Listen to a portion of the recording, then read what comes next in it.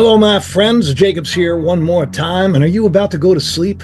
Is it sleepy time in your house? Are you ready to go to the night time where the dreams unfold to you? You know, the Bible, a third of the Bible has to do with dreams, a third of it. Dreams, visions, prophecy, all of these things. Many characters from Joseph to Jacob himself, these dreams, they end up being very profound and something that can kind of guide us and lead us in life. In my life, I've had a lot of dreams. Some of the dreams I've had have actually even kind of come true, which is strange. But they've also led me to understand things about myself that maybe I didn't know before. Now, why are dreams important?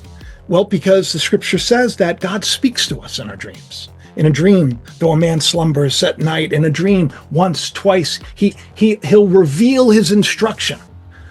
The problem is, how do we understand them? You know, a lot of things are symbolic. Jesus, he spoke in parable. So it was kind of like the spirit of the story. That was what mattered the most. So today I'm having a call-in show. We're going to have some people call in their dreams, and we're going to find out. We're going to see. We're going to see if God reveals the deep meaning. And sometimes when I do this, the dream will actually reveal things in the person's life that I shouldn't know. So it makes it very cool. If that doesn't happen, I just won't air the episode. So it's no big deal. So let me welcome Crystal and Jeff. Hello, how are you too? So tell me a little bit about this. Now, the two of you said that both of you had dreams like last night, which is great. Last night was a big night for dreams. That's what I hear. So why don't we start with Jeff?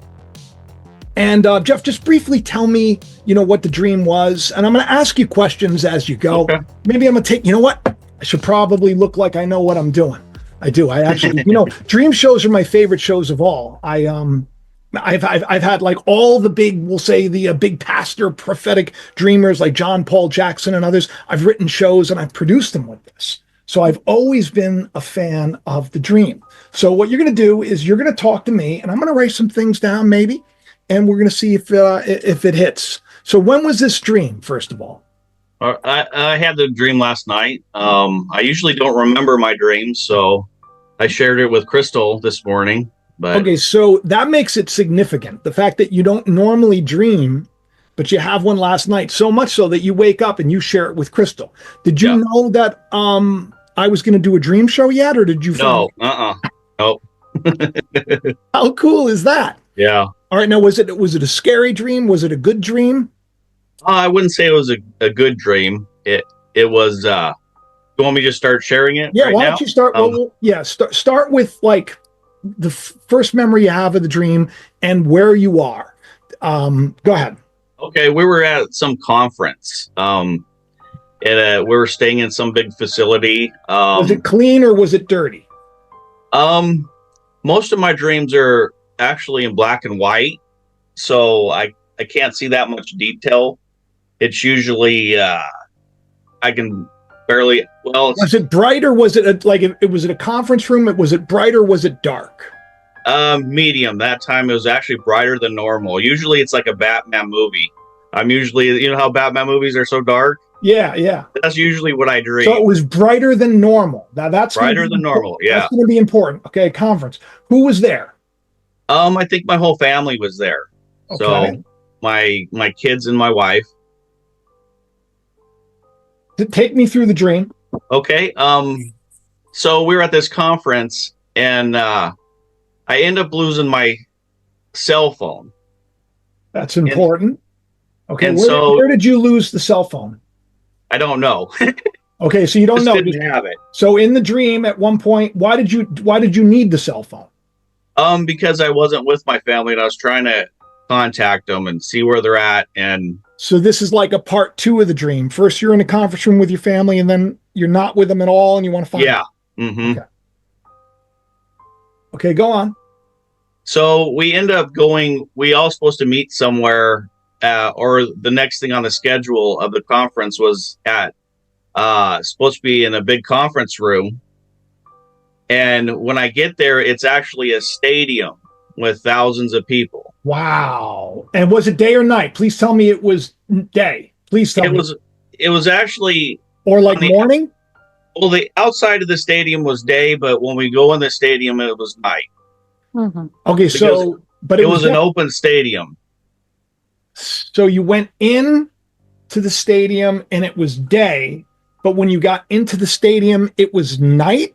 Yeah, and the reason why I know it was night is because it was darker and they were they're shooting fireworks off. Okay, all right, okay, all right. I would have rather the stadium been day, but go on. Tell me what happens next. I'm thinking this dream is going to have a kind of a little depressing turn about now. So I was walking around thinking, how in the world are they going to find me and I'm going to find them? So you're in a stadium trying to find your family. It started off, everything was nice. You're in a conference room. You're supposed to go into the big conference. And next thing you know, you lose your cell phone. So you have no communication with your family. You don't know where. Then you're walking into a stadium. It's day. You get into the stadium. It's night, and fireworks are going off. Yep. Okay. So I was kind of tired, so I sat down in one of the seats. And was there a hot dog vendor nearby? No, there wasn't. So this lady and her kids come and sit next to me, and the kids were bouncing around and I'm like, well, I'm going to get out of here, because it kind of blocked me in. Okay. And so I look down and I'm standing on one of the kids' blankets. And is it a dirty one or a clean one? Well, it's going to be dirty now because I'm standing on it. Oh, okay.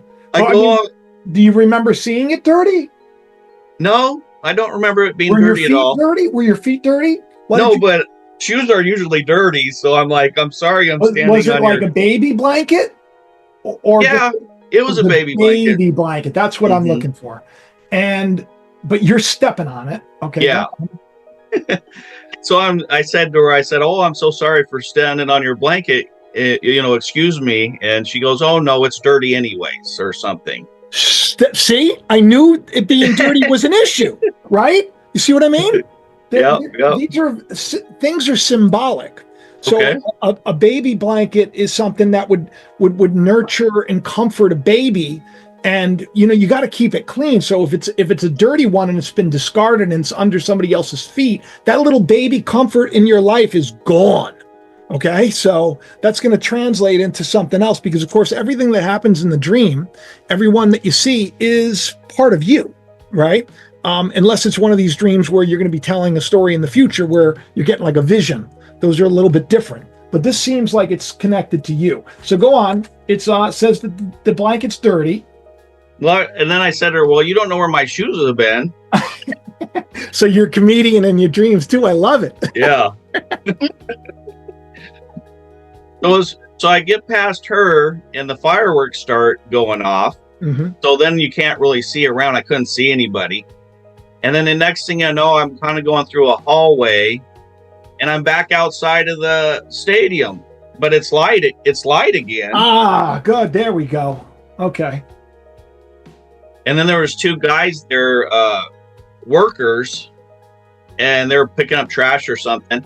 Trash collectors. Interesting. And I said to him, well, how do I get back in there? I can't seem to find the entrance. Oh, but you couldn't get back in. You better not have been able to get back in, mister. You left that part of your life behind. They better not let you back in. Okay. Okay, so you said there were two guards, right? Well, two guys cleaning up trash. Like, how they have those side-by-sides and they're driving around? Okay.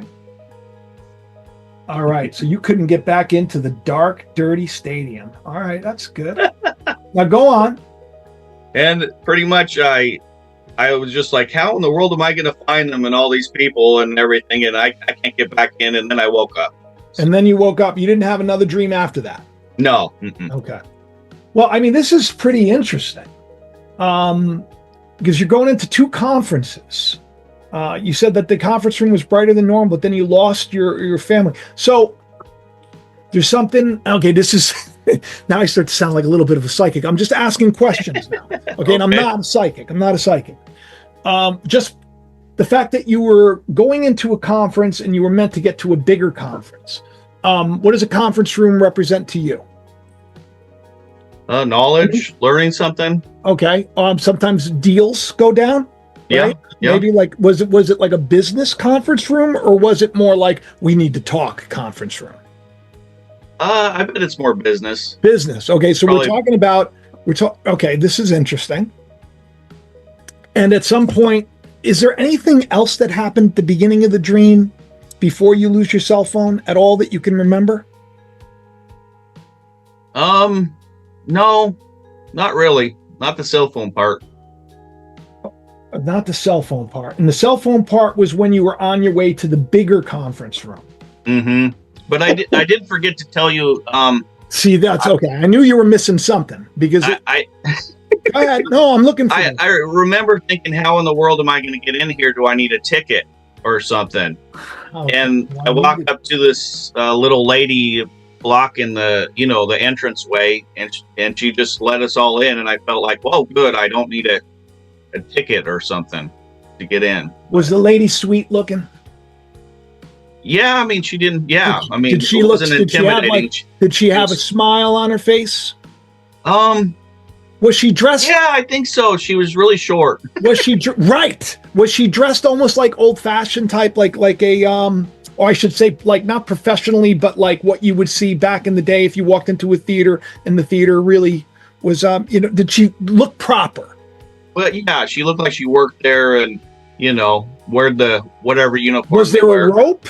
Did she move a rope or no? No, she didn't. It was just open. Mm-hmm.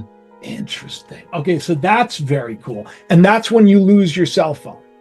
Well, I lost at the beginning. Oh, you lost at the beginning. So, but at this point, you're walking in with your family. No, I'm walking in without them. I'm looking for them. Oh, you're looking for them. Okay, so you lose. This is the second half. Gotcha. Because that's what happened when the transition that I was looking for from the first conference room to the second. Mm-hmm. So, okay, and then that's when you walk into that's interesting. All right, so do you have family members that are a little more, we'll say, I don't want to say like religious minded, but maybe where you maybe rub heads on certain things? Yeah, sure. Okay. Like all is there something going on with your family right now where you really should be going to like the next level with something? You should be agreeing on something to get to something else you need to agree on, but you're not there yet. Do you have anything going on like that you can think come of? to mind? Does anything come to mind? Well, spit it out, Crystal. Spit it out. What? So I don't know if he feels that way, but I definitely feel that way. Okay. That we are supposed to go to the next level together, and I'm like, oh, okay. So you want to get, but to get there, you lose your cell phone. Yeah. Okay, and cell phone is the connection to your family. Is there like a disconnect or something? What's holding this next level back? do you have something? Nothing comes to mind. Well, does it for you? Yeah. Yeah, I'm hello. Asking. Is this thing on? When he told me about the cell phone that he lost it, yeah, I was like, you figured you knew what it was? In a way, yeah. Tell me. So I figured it's the Holy Spirit. He doesn't need his cell phone to depend on, because he's always had trouble with directions and being lost. And like ever since we got married, he's really bad at directions. So he, like, when cell phones came out and all that, was good. And that we are on this big verge of breakthrough of what's coming with our family and with our marriage. Jeff, let me ask you a question. Are you having trouble maybe reconciling, looking at things a little bit differently compared to maybe family members? Compared to me? What do you mean? What do you mean by that? Well, I mean, what I mean is that are you having problems reconciling maybe different views spiritually right now? Does it make any sense to you? With my family in general, or well, I'm saying with her in relation to maybe your family's type of beliefs, or no? I kind of don't understand the question. But is your family very religious? Yeah, most of our family is, but Are they a little bit challenging on certain things? Have you found yourself ever getting into conversations where you disagree pretty much, yeah, with everything, with with everything? political, spiritual, So you feel probably. like you're losing your connection. So this is it. You're Yeah, being. kind of. I mean, this is what I'm trying to get at. She That's understands. what you think. She understands it. And see, the best part of this dream, that's why at the end it was great. It's like, you got to let go of the baby blanket, man. All right? All right, it's dirty. Okay? It's dirty. It's time for Yep. you to go. It's time for you to go back out. It's in the darkness. You know, fireworks are going to go off. What does fireworks usually represent in families? Arguments, Oh, there you problems, go. right? Mm. Okay. So, I mean, you're in what you have to go to the bigger conference room, but to get there, you're losing your connection with your childish beliefs of religious things, your family, and other things. That's okay because everybody's where they're at. But you feel like it may not even be their fault. You feel like you somehow, are gonna. That's not going to be the case. You don't got to prove anything to them. You move on with your life and you love and you be kind. You don't have to say, "Oh, you're wrong about this" or "You're wrong about this." Don't talk politics, right? Yeah, yeah. Here's what you had a problem with was that you didn't believe you could get in, but they let you in, no problem, just right. That's why I said she has a sweet face. It's like you thought you needed a ticket. It's like, no, you won the lottery, dude. You're welcome to go into hell and to come out of hell. Now, when you came out of hell, there was a trash collector. What does a collector of trash do? He gets the trash and he throws it out. What's the trash? All the condemnation and the shame and the guilt and the BS that's been pushed on top of you for how long, right? So Yep. you went in, you weren't happy there. You sat down, you felt all alone. You ended up, stepping on the dirty, and he's like, "Do you want it back?" And she's like, "No, it's dirty," right? And then you leave, and then what happens? The trash collectors are there to greet you. Two of them. Two. When I heard that, I felt like the two angels that came to Lot. It's like, don't turn back. You're going to turn to a pillar of salt. It's like they're coming after you. You can come with us. You don't need a ticket. I felt like that. And that's why I said to you, they didn't let you back in, did they? Nope.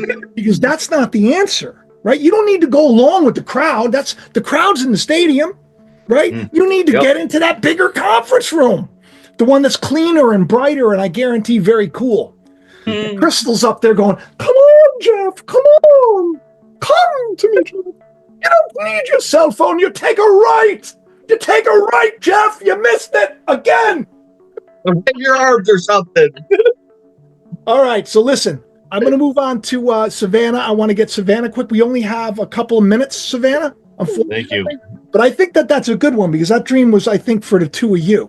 Thank you. Good news is you're already in. You won the prize. You got to let go of this fear and condemnation and everything else. And you don't got to go along with the crowd. And the best part is God's not going to allow it. It's dark in there. Fireworks in there. There's weeping and there's gnashing of teeth in the pits of hell, right? So you see, dreams, I mean, they can help you. So that's why when you have these dreams, what you need to do is you need to, say, okay, why did I have that? Then start to look at the symbols of it. If it's a snake, maybe it's something that's deceitful. If it's a fox, maybe it's a little thing that's going to, spoil the vine, like spoil your life a little bit. If you're getting, stung by bees, figure out what it is. Just say, what's the symbolism? That's it. If you see a donkey, that means you're being stubborn, right? You understand how it goes? All right, so Savannah, I want you to tell me quickly about your dream, if you don't mind. Basically, what had happened was I had this dream last morning, so like Saturday morning.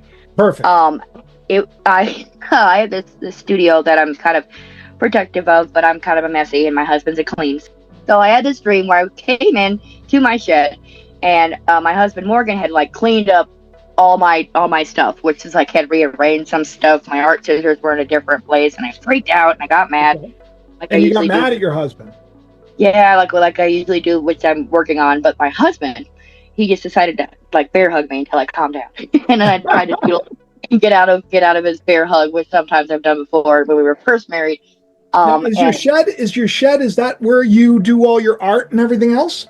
Yeah, it's where I do all my art. It's my prayer closet. It's like I'm doing every piece of art in here except for choreography or dance. So you came in, and did it look nice and clean? Well, I'm not a very clean person, so for me, safety is like your regular mess.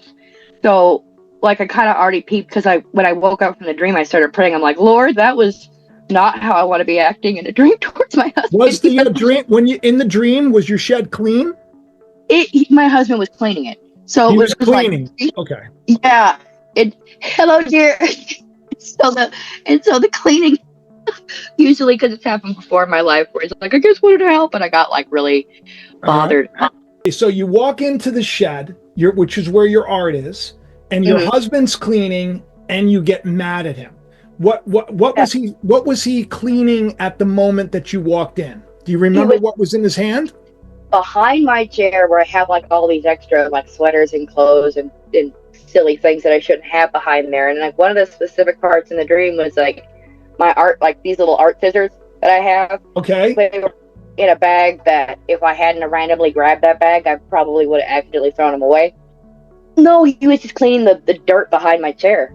Okay, the dirt behind your chair. Okay. So, and you got angry at him, and then he bear hugged you. Yeah. How did the dream end? How did the dream end? I woke up in the middle of trying to noodle out of his arms. I ended up praying about it. And so the dream ended with him bear hugging you. Yes, but it was so now I'm going to tell you what I think this is. Okay, and let me see your face because I don't know where you went. Oh, I'm so sorry. There you are.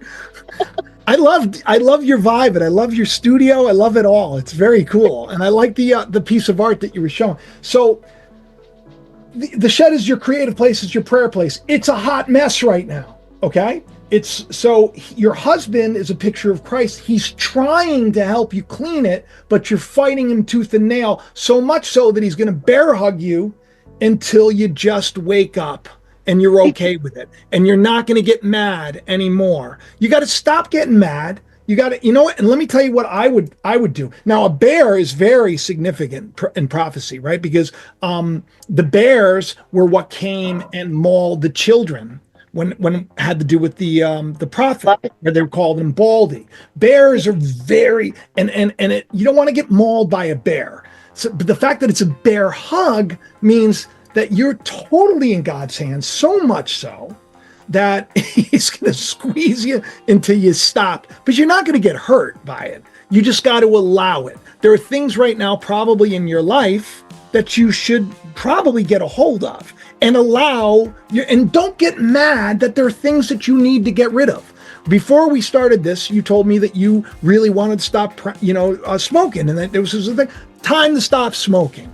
You want to do something? I quit drinking. I've quit other things. You want to do something you want to take it to the next level? Do it as a sacrifice unto the Lord. And if you make a mistake, and I'm not saying smoking is bad, by the way. You can smoke till the cows come home. But what is bad is condemning yourself in something and thinking it's ungodly and still doing it. That's the problem, not the smoking. Smoke till you can smoke till the cows come home, Savannah. But let me tell you something. If this is something that's troubling you in life, you can get rid of it. Just like the same thing with everybody at home right now watching this video. You may have these dreams and they may seem like nothing to you. But sometimes, God will give you a dream that gives you a bear hug that says, it's time to allow some love and some hope and some joy to enter in and clean out the mess. Like the trash collectors that are trash collecting. In the end days, the scriptures say that people will dream dreams and they will have visions. So pay attention to it because we are in the end days and it is the beginning of something wonderful and new. If you have a dream that you want to share, leave it in the comment section. Kind of keep it brief. I'll look in and I'll do my best if the Lord allows. Maybe we can interpret some of these. Remember, kingdoms based on dreams. Technology based on dreams. They're there for a reason. All right, I love each and every one of you. I hope you enjoyed the show. Don't forget to hit the like button, share the channel around, subscribe, tell your friends. And if you want to support the channel, get some of the merch. Go into the link in the description below. I want to thank everybody that joined me on Patreon. And if you want to do this, we do this every 2 weeks at Patreon. $5 and above gets you in. It's a huge benefit to help the channel out. And it's also something that really, I think, has become very fulfilling for me and all of them. So I love each and every one of you. I'll talk to you soon. Bye-bye.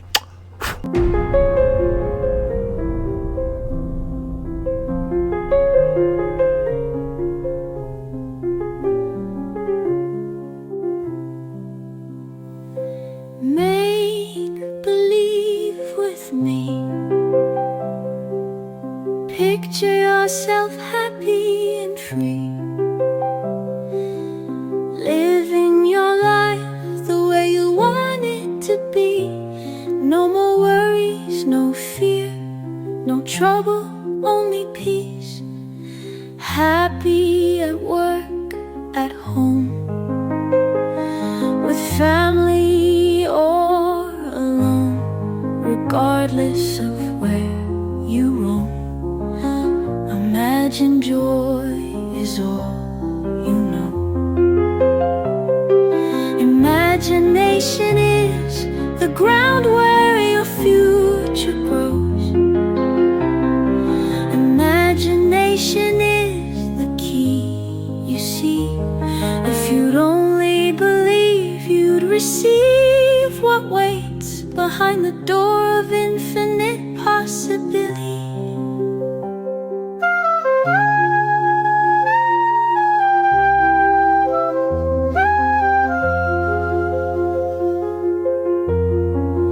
There is a desire in your heart.